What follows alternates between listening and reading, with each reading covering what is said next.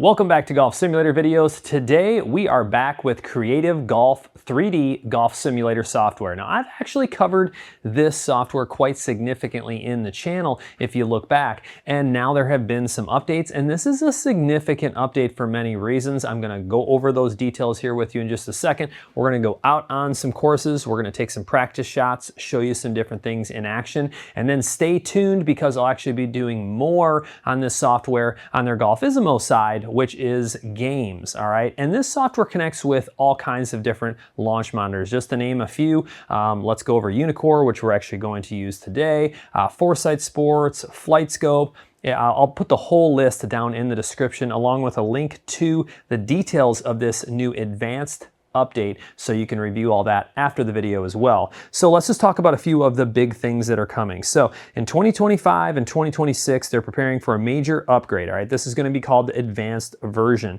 The major features are going to include access to all golf courses. So before they had packages where there was the base Creative Golf 3D package, then you could buy the different packages of golf courses. Well, moving forward, if you go advanced, you're going to own them all. And that includes future courses. So it's really cool to see that. I know that's something that a lot of people asked for. They just wanted to have access to everything without worried about what to buy. And then of course, significant improvement to graphics display.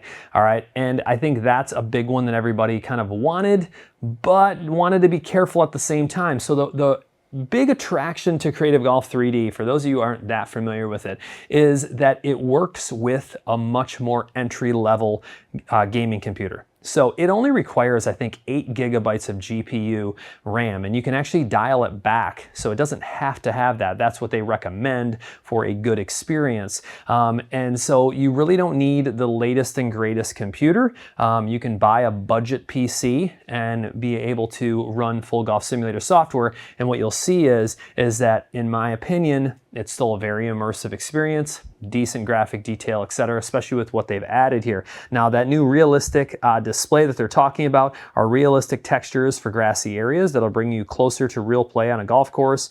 Surrounding nature, including rocks, mountains, the landscape on the horizon, are all being improved. And then, of course, dynamic shadows being a big one that they're bringing. I really think that that just gives you a more immersive feeling and detail of the course. All right, makes it feel more realistic. And then a new graphical user interface, which you'll see behind me here. I really think it just looks more polished and modern. So they've actually, done a good job kind of bringing a little more up to date versus what it was before. Also including updates to intuitive control inside of the software, which I'll show you here in just a second. On-course markers. So when you're out on the course, they have little pop-ups now that will say, hey, it's 200 yards to the water here. I think that's kind of cool. Makes things easier to plan, speed up play. The quick setup wizard, which I'll also show you here in just a second. And then of course, openness to further improvements. So when you get advanced, you are going to be on that platform that allows you to have adaptability for all of the future improvements that are coming, which I think is very important. And then playing area settings. I thought this one was cool. So if you use an offset environment like I do, and you want your tee area to be 9 inches over on the right, it's super simple to enter that in. Whenever it's set to tee, it will move over automatically. I have shared a couple suggestions with them on that, just because it considers a par 3 a tee, and so if I set my driver position, it's actually off on every par 3. So we're going to see if there's a way to kind of get around that, where if it's on iron, maybe it doesn't consider it a tee every time. So but yeah, look at this. So PC RAM minimum requirements is 16 gigabytes. Graphics card minimum is actually only 4 gigabytes. But the optimum is 8. So it has a new memory manager that maximizes graphic card memory utilization. Therefore, it's possible to use Creative Golf 3D to a limited extent, even with lower parameters than the minimum. All right. So, but if you use a more powerful graphics card, it increases display quality, especially the details of nature and camera movement, how fluid it is. So things to consider there. Now let's just start going to settings. I want to show you guys a couple things here. So when you install the new advanced software, So you're going to actually be launched into a new wizard. So down here in the lower right, you'll see this come up. Now you're going to select your location. They actually have abilities now to give you some limitations for like commercial environments, or if you're in a home. And then you go over your area dimensions if you want a password and things like that. And then we'll just kind of show you, this is the big feature, is basically, are you in a simulator or without a canvas? And then it explains how the ball is actually going to be shown. I actually love how they do the ball on screen. So basically when you go in here and you set up your picture width and picture height and the distance ball to the screen, it's doing a calculation. And so where the ball hits on the screen is actually where it takes off from. And I really like that experience. So the ball isn't shown on the screen, it actually takes off from where it hits on the screen. Now, I have my tee currently set at 0 because like I said, it offsets on par 3s. And full disclosure, I actually just had knee procedure done. So I'm moving quite slow and making very soft swings right now. And so I'm only gonna go out and hit a couple par 3s. And so I just kind of turned that off for now until they possibly have the tee setting on a par 3 not be offset. So a couple things that I probably should point out to you guys. One, we'll go out to Jefferson, and actually I should probably just select, let's see here, go back all the way, go forward one, there's Jefferson right there. This is one of their newest US courses. There's courses all over the world, a handful of ones from the US, all kinds of different countries. If you actually click up here, you'll be able to see all of the different countries. And then they have a lot of like virtual ones that they've made up, which are a lot of fun actually. Like check out Coral Paradise, putting for kids. There's a lot of virtual ones like Desert. That's actually, just a whatever you want to call it, made up course. But let's go to Jefferson. You can go to info if you want to. It's going to basically show you where it's located, some history on it, the scorecard and everything. And if you're ready to go, you can just hit select. There is a par 3 out here that I thought was pretty cool. Yeah, because it has the bunker, the trees, everything. And I can actually hit so you can select players at this point in time if you want to, or you can just hit OK. I can hit a pitching wedge and not worry too much about my knees. So hitting positions over here, if you're selecting this each time, it's going to use the offset if it's on a tee or basic. And then we would do the same thing for putting too if you're on the green putting, all right? But notice the dynamic shadows. Notice the different movement in the trees. I have given them one suggestion. This is kind of in more of like a calm wind mode. And I feel like the clouds are moving too fast. I don't know if you guys agree with me or not, but I rarely see clouds move that fast if there's a calm wind. So I think they're gonna slow those down a little bit, and I think it will just look more realistic because the clouds actually look really nice and detailed. Like that's actually a fantastic looking sky, especially the way that the horizon is set behind the trees, just the shape of the clouds, the colors and everything. Let's just slow them down and make them look a little more realistic. And then maybe less tree movement when it's on calm. I think they're trying to showcase that a little bit. But you can see the 3D grasses over here that are by the bunker. And then you can shrink this down. So if you want to get a more immersive feeling, you want to shrink that mini map down, you don't need it. We'll go ahead and do that. Let's see if I can actually make a golf swing. My knees basically feel like Jell-O. So it's just really, it's not like I'm in much pain. They're a little sore. Let's see if I can actually make a decent swing here. And I want to hit a couple balls for you guys on this hole and maybe another one to show you how this practice mode works. So that was pretty bad. That was a little behind the ball, kind of closed the face. Gonna miss left. We can fix that. Now, the view that I have, I should also point out, post shot, you can adjust 5 seconds off, whatever you want, 10 seconds. It's gonna start showing shots up here, all right? So let's go ahead and make a much better swing than that.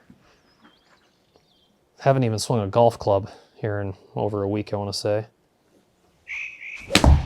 That was better. A little bit of a draw, might be too much, get down. That wasn't too bad. The camera views are pretty cool on this. I actually have it set to like the medium view. You can have it go closer if you want to where you can actually kind of like see where the ball's landing, like in the bunker would have zoomed in a little more. But I feel like this really kind of gives you the flight of the ball without too much jerkiness or immersiveness.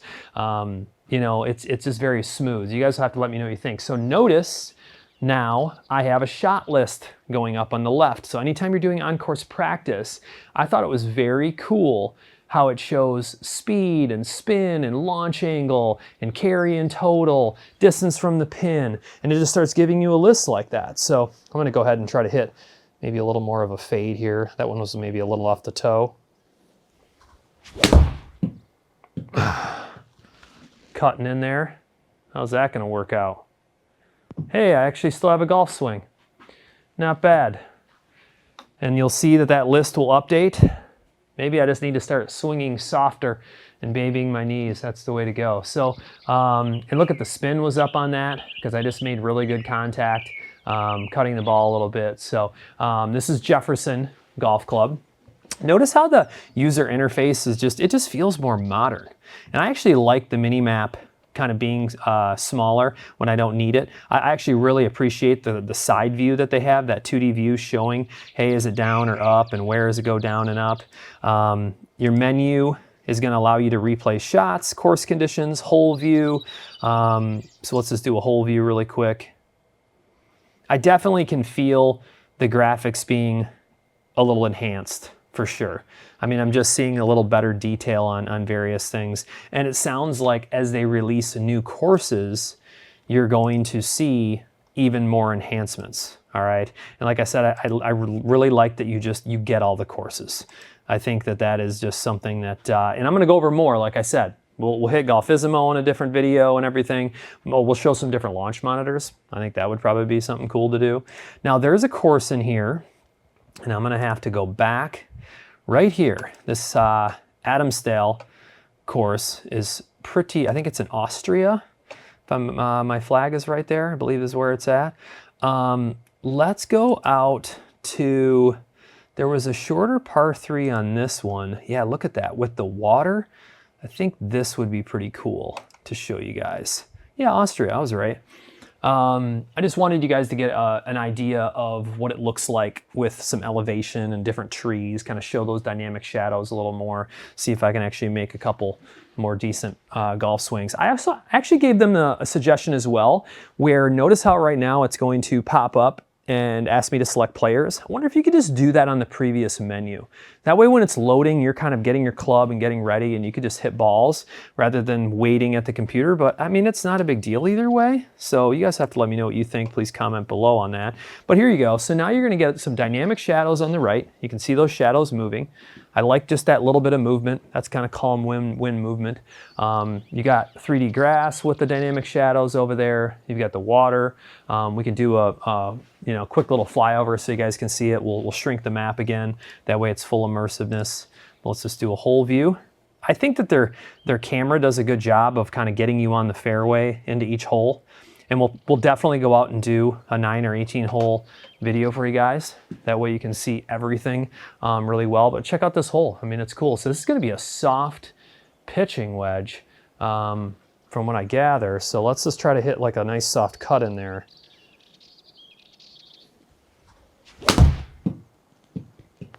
See if that's enough. I just feel like with the downhill, I took too much off, honestly. And I hit it just maybe a little thin. So the data splash up, I think, is a nice graphical representation, and whatever data is coming in, from your launch monitor is going to be displayed properly. Yeah, so it's 11 yards downhill. I think if I would have caught that one a little more center of the face, probably would have got there. So let's just try that. Just a little pain in my knees. Yeah, I didn't close the face enough though. How's that going to work out? Not terrible.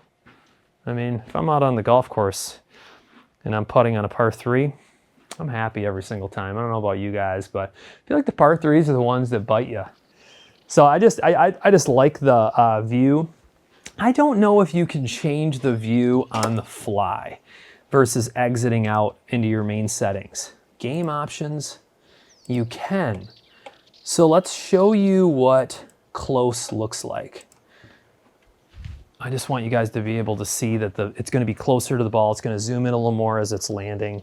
If it's rolling on the fairway, it continues to zoom in. Not a bad swing. It should be good. Notice how it's going to just zoom in more on the ball. And then if you don't want that, I don't mind that one. That's actually very smooth still. you know, you can have it different ways. You can stay behind the golfer and just watch the line if you want to. But I think that the camera is very smooth, and I think that you should utilize and appreciate it. But I think they've done a good job. I mean, look at the distance. The trees are in detail. Like I said, I think the clouds are just moving a little fast. I think if we slowed those down, you can appreciate the detail in the clouds. The movement is a pretty natural movement into the trees. I love that they added dynamic shadows. I just think that that looks much more realistic. You guys got to comment below and let me know what you think. I'm going to continue icing my knees and kind of doing some stretching and therapy to get those fully up and running. And we'll go out and we'll play a full 9 or 18 holes. But stay tuned. There'll be a lot more coming soon.